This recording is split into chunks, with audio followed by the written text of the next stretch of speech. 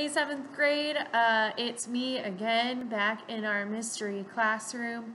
I had to take a little break and just, work on some projects and do some stuff. I'm really making a lot in here all by myself. So, as we move on with our Unit 11, I'm going to go over some strategies to complete choosing the right word, which you might be starting today if you're feeling super motivated, or you might be ready to start tomorrow.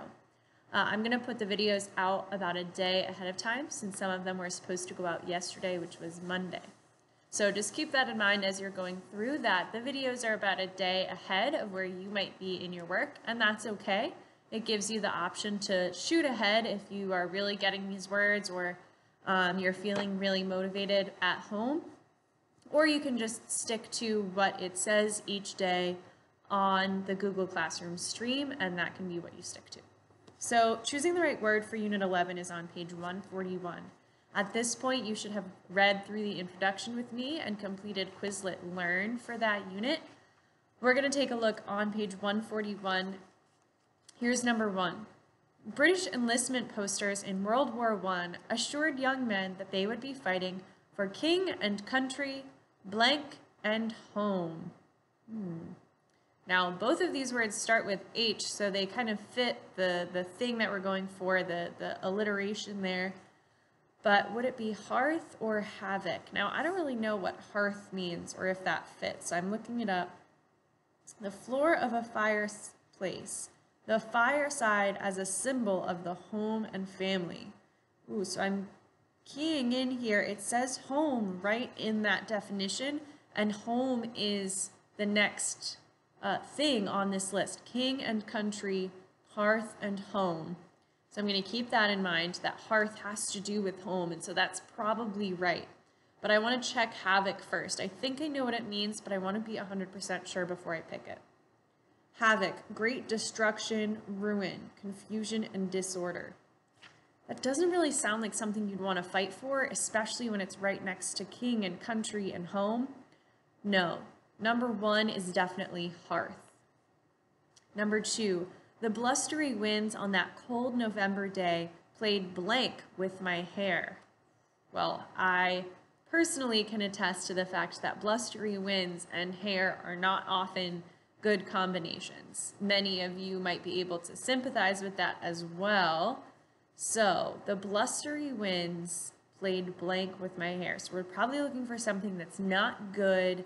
I don't really know what they mean by played, so we'll check that. First, we've got havoc, great destruction, ruin, great confusion, and disorder. Disarray is one of the synonyms, so that's definitely how I would describe hair on a windy day. But let's check pact first, because like I said, I was confused about the way they introduced this choice. Pact, an agreement or treaty. Now that doesn't make any sense. It can't be the answer, because what kind of treaty is my hair making? What? So, number 2, the blustery winds on that cold November day played havoc with my hair. We'll do one more all together. As long as the door to compromise is even slightly blank, there is a chance that we will be able to reach an understanding. Okay, so I see 2 words here that I kind of recognize that are kind of bringing up something in my mind. So we've got ajar. I remember sitting in my dad's car, and there would be a light that would blink on, and there would be a little notice on the screen, like the rear view camera screen of his car, that would say, a door is ajar.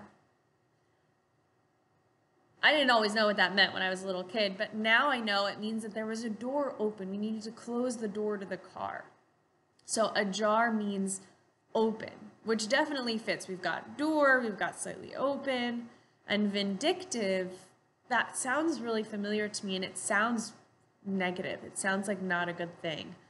Let's double check that definition. Bearing a grudge, feeling or showing a strong tendency toward revenge. Now, if you are bearing a grudge, if you're holding a grudge against someone, you aren't forgiving them, I don't think that's going to help us reach an understanding.